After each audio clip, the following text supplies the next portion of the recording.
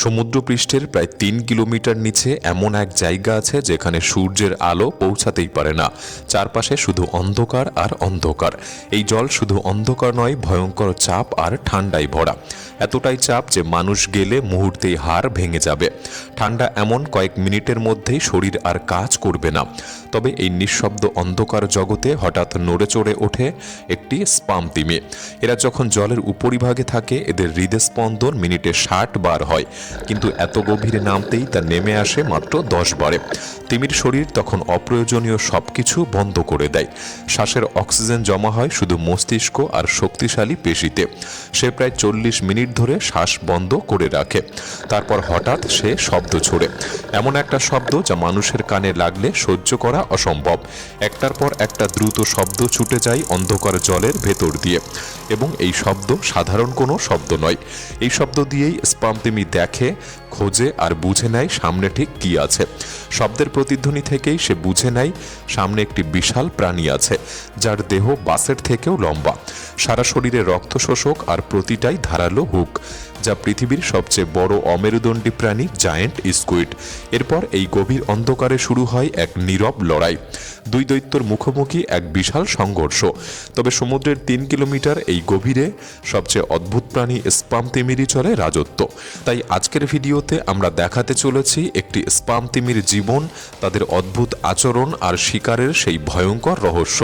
ভিডিওটি সম্পূর্ণ দেখার অনুরোধ রইল, আর নতুন বন্ধুরা অবশ্যই পাশে থাকা সাবস্ক্রাইব লেখাটি প্রেস করে বেল আইকনের অল অপশন সিলেক্ট করুন। পৃথিবীর বেশিরভাগ প্রাণীর জীবন কাটে আলোতেই, কিন্তু স্পাম তিমির জীবন শুরু হয় এমন এক জগতে যেখানে প্রায় কোনো প্রাণী যায় না। সমুদ্রপৃষ্ঠ থেকে মাইলের পর মাইল নিচে নামা এক উল্লম্ব পৃথিবী, যেখানে চাপ এত ভয়ঙ্কর যে ধাতু পর্যন্ত চূর্ণ হয়ে যায়, আর সূর্যের আলো সেখানে কখনোই পৌঁছায়নি। স্পাম তিমিকে অদ্ভুত করে তোলে শুধু তার বিশাল আকার, শক্তি বা বড় মস্তিষ্ক নয়। আসল রহস্য হলো আমরা তাদের সম্পর্কে আসলে খুব কমই জানি। একটা বিমানের সমান বড় প্রাণী হয়েও তারা প্রায় অদৃশ্য, কারণ তারা তাদের জীবনের ৭০% বেশি সময় কাটায় এমন এক গভীরতায় যেখানে মানুষ পৌঁছাতে পারে না। এমন জায়গা যেখানে আমাদের সাবমেরিনও কয়েক মিনিট টিকে থাকতে হিমশিম খায়। এই জীবদের বেশিরভাগ কিছুই মানুষ কখনো চোখে দেখেনি। যেমন সিংহ, বাঘ বা হাঙর নিয়ে আমরা গবেষণা করেছি, কারণ আমরা তাদের দেখতে পাই। কিন্তু স্পাম তিমির ক্ষেত্রে বিজ্ঞানীরা দেখে শুধু ছায়া, শোনে প্রতিধ্বনি আর শরীরে থাকা পুরনো ক্ষতের চিহ্ন। এই অর্থেই তারা পৃথিবীর সবচেয়ে কাছের আসল সমুদ্রের দানব, তবে ভয়ঙ্কর বলে নয়, বরং অজানা বলে। এমনকি তাদের দৈনন্দিন অভ্যাসও আজও রহস্য। তারা কখন ডুব দেয়, কতক্ষণ ঘুমায়, এত বিশাল সমুদ্র পেরিয়ে কিভাবে পথ খুঁজে নেয় আমরা এখনও নিশ্চিত করে জানি না। কখনো কখনো বিজ্ঞানীরা পুরো একটি স্পাম তিমির দলকে দেখেন জলের মধ্যে সোজা হয়ে দাঁড়িয়ে, একদম স্থির, ধূসর স্তম্ভের মতো ভেসে আছে, যেন দাঁড়ানো অবস্থায় ঘুমাচ্ছে। তবে তারা কেন এমন করে কেউ জানে না। তারপর আসে তাদের যোগাযোগের পদ্ধতি। আপনি কি জানেন স্পাম তিমিরা একে অপরের সাথে কথা বলে বিশেষ শব্দ ব্যবহার করে, যাকে বলা হয় কোডা। এই শব্দের প্যাটার্ন এত জটিল যে অনেক বিজ্ঞানীরা ধারণা করে এগুলির মধ্যে আঞ্চলিক উপভাষা বা এক ধরনের ভাষার গঠনও থাকতে পারে। ভাবুন, আমাদের থেকে ৬ গুণ বড় মস্তিষ্কের একটি প্রাণী এমন এক জগতে বাস করছে যা আমরা কখনো দেখিনি, আর এমন এক ভাষায় কথা বলছে যা আমরা এখনো বুঝতে শিখিনি। কখনো কখনো গভীর সমুদ্র আমাদের একটুখানি ঝলক দেখায়। কিছু ডাইভার এমন মুহূর্তে স্পাম তিমির মুখোমুখি হয়েছে যা তাদের কাছেও অপ্রত্যাশিত ছিল। যেমন কোনো ডাইভার একা খোলা জলে ডাইভ করছে, আর হঠাৎ করে নীল অন্ধকার ভেদ করে এগিয়ে আসে এক বিশাল ছায়া। এরপর সে ওই ডাইভারকে স্ক্যান করতে পারে, ফুসফুস, পাঁজর, হৃদস্পন্দন সবকিছুর একটি ত্রিমাত্রিক ছবি তৈরি করতে পারে। তারপর সে তার প্রতিক্রিয়া দেয়। কখনো কখনো শরীর একটু কাত করে, কখনো ধীরে ধীরে ঘোরে, আর এমন শব্দ করে যেন সে কথোপকথন করতে চায়। আর খুব বিরল কিছু মুহূর্তে দেখা যায় সে কোনো কথার জবাবও দিতে চায়। এগুলো কিন্তু মোটেও কাকতালীয় নয়, এগুলি আসলেই তাদের যোগাযোগের মাধ্যম। আর এখানেই সবচেয়ে বড় সত্যটা এসে ধাক্কা দেয়। এই প্রাণীদের মস্তিষ্ক আমাদের থেকে ৬ গুণ বড়, এবং তাদের মধ্যে রয়েছে সেই স্নায়বিক গঠন যা মানুষের মধ্যে সহানুভূতি, ভালোবাসা আর ভাষার সঙ্গে জড়িত। আর তারা এগুলি আমাদের থেকেও 15 মিলিয়ন বছর আগে পেয়েছে। হয়তো তারা পৃথিবীর সবচেয়ে উন্নত ভাষাগুলির একটাই কথা বলে, কিন্তু আমরা কি করি, সেই প্রাণীগুলিকেই শতাব্দীর পর শতাব্দী ধরে হত্যা করে এসেছি এবং তাদেরকে প্রায় বিলুপ্তির কিনারায় ঠেলে দিয়েছি। দিয়েছে। যে নিরীহ প্রাণীরা আমাদের দেখে পালায় না, আক্রমণ করে না, বরং ঘুরে দাঁড়ায়, আমাদের বোঝার চেষ্টা করে। মারার ক্ষমতা থাকা সত্ত্বেও এই দৈত্যরা বেছে নেয় যোগাযোগ, সংযোগ, কিন্তু আমরা করেছি শুধুই হত্যা। শত শত বছর ধরে মানুষ স্পাম তিমিকে দেখেছে শুধু সমুদ্রের উপর থেকেই, তাই তাদের সবকিছুই ভুল আর ভয়ঙ্কর মনে হতো।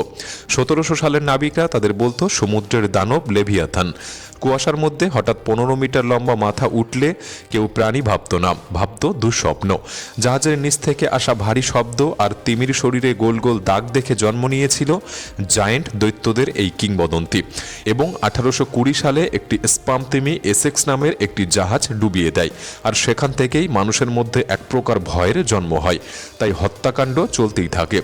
এছাড়া 1700 থেকে 1900 এই 2 শতকে স্পাম তিমি ছিল পৃথিবীর সবচেয়ে দামি প্রাণী, কারণ তাদের মাথার ভেতরের স্পারমাসেটি তেল, যার দ্বারা বাতি জ্বলত, যন্ত্র চলত, এমনকি শিল্প বিপ্লবকে টিকিয়ে রেখেছিল।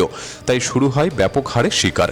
আমেরিকা, ব্রিটেন, ইউরোপ, জাপান সবাই হাজার হাজার তিমি শিকার করতে শুরু করে এবং এদের ধীর বংশবৃদ্ধির কারণে সংখ্যা ক্রমশ ভেঙে পড়তে শুরু করে। ধারণা করা হয় সেই সময় প্রায় 10 লক্ষেরও বেশি তিমি মারা হয়। তবে সর্বশেষ 1986 সালে শিকার বন্ধ করতে বাধ্য করা হয়। তবে যারা বেঁচে ছিল আজও তাদেরকে আমরা ঠিক বুঝে উঠতে পারিনি। স্পাম তিমিকে কিছুটা বুঝতে হলে আমাদের নামতে হবে গভীর সমুদ্রে। সমুদ্রপৃষ্ঠ থেকে প্রায় 3 কিলোমিটার নিচে, যেখানে চাপ থাকে প্রায় 300 গুণ বেশি। এতটাই শক্তিশালী চাপ যে একটি গাড়ি মুহূর্তে চ্যাপ্টা হয়ে যেতে পারে। ঠিকভাবে বানানো না হলে সাবমেরিনও ভেঙে পড়তে পারে। অথচ স্পাম তিমি দিনে বহুবার সেখানে যায়, 1 ঘন্টার বেশি শ্বাস ধরে রাখে, তারপর সহজেই উপরে ফিরে আসে। এমনটা অসম্ভব মনে হলেও এটা কিন্তু সত্যি। তাদের শরীরের প্রতিটা অংশ এই গভীরতার জন্যই মানানসই। তাদের বিশাল চৌকো মাথা আসলে এক ধরনের জৈব সোনার অস্ত্র। ভেতরের স্পারমাসেটি তেল শব্দকে লেন্সের মতো ফোকাস করে সামনে ছুড়ে দেয় প্রায় 230 ডেসিবেলে, যা একটি জেট ইঞ্জিনের থেকেও বহুগুণ শক্তিশালী। শরীর নামার সময় ফুসফুস বন্ধ থাকে যাতে রক্তে ক্ষতিকর গ্যাস জমা না হয়। পাঁজর নমনীয়, রক্তে অক্সিজেন ধরার ক্ষমতা বেশি, আর পেশিতে জমা থাকে প্রচুর অক্সিজেন। ডুবের সময় হৃদস্পন্দন 60 থেকে নেমে আসে 10-এ। শরীর প্রায় বন্ধ অবস্থাতেই চলতে থাকে। আর তাদের মস্তিষ্ক পৃথিবীর সবচেয়ে বড় প্রাণী মস্তিষ্ক, যা অন্ধকারে শব্দ দিয়ে ত্রিমাত্রিক জগৎ বোঝার জন্য তৈরি। স্পাম তিমি শুধু গভীর সমুদ্রে মানিয়ে নেয়নি, তারা জীববিজ্ঞানের নিয়মকেই বদলে দিয়েছে। তবে এই গভীরতায় টিকে থাকার জন্য শুধু শরীর নয়, দরকার হয় উচ্চ বুদ্ধিমত্তা। স্পাম তিমির তৈরি তীক্ষ্ণ শব্দ তারা শিকারের জন্য ব্যবহার করে এবং এগুলিই তাদের ভাষা। এই ছন্দবদ্ধ শব্দের প্যাটার্নকে বলা হয় কোডা। মর্স কোডের মতো আলাদা আলাদা ছক, যেগুলি মাইলের পর মাইল দূরের তিমিরাও চিনতে পারে। এবং এখানেই একটা বিষয় অদ্ভুত হয়ে যায়, এদের ভিন্ন ভিন্ন অঞ্চলের তিমিদের কোডা আলাদা আলাদা হয়ে থাকে। অর্থাৎ ক্যারিবিয়ান অঞ্চলের স্পাম তিমি যেমন শব্দ করে, জাপান উপকূলের তিমিরা তেমন করে না। একই পরিবারে চলাফেরা করা দলগুলি নিজেদের আলাদা আলাদা সিগনেচার কোডা বানিয়ে রেখেছে। এটা জন্মগত নয়, শাবকেরা শুনে শুনে অনুকরণ করে শিখে থাকে। বিজ্ঞানীরা মনে করেন এই কোডাগুলির ভেতরে নিয়ম আর গঠন আছে, যেন শব্দ মিলিয়ে বাক্য তৈরি হচ্ছে।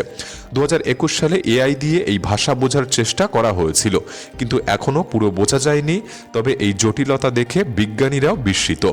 একটি স্পাম তিমি পুরো সমুদ্রকে প্রভাবিত করতে পারে।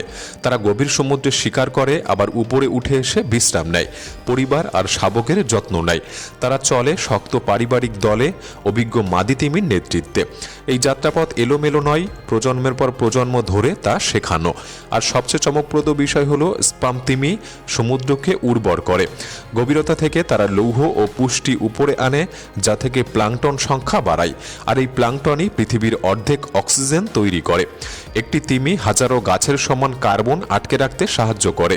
এমনকি মৃত্যুর পরও ডুবে যাওয়া তিমির দেহ শত শত বছর ধরে গভীর সমুদ্রের প্রাণীদের বাঁচিয়ে রাখে। তারা শুধু সমুদ্রে থাকে না, তারা সমুদ্রকে গড়ে তোলে।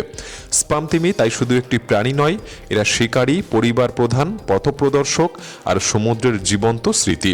এই অদ্ভুত প্রাণী সম্পর্কে আপনার কি মনে হয় আমাদের কমেন্ট বক্সে লিখে জানাতে পারেন। আজকের এই ভিডিওটি ভালো লাগলে একটি লাইক করতে পারেন, চ্যানেলটি সাবস্ক্রাইব করে রাখতে পারেন। তাহলে দেখা হচ্ছে পরবর্তী নতুন একটি এপিসোডে। ধন্যবাদ।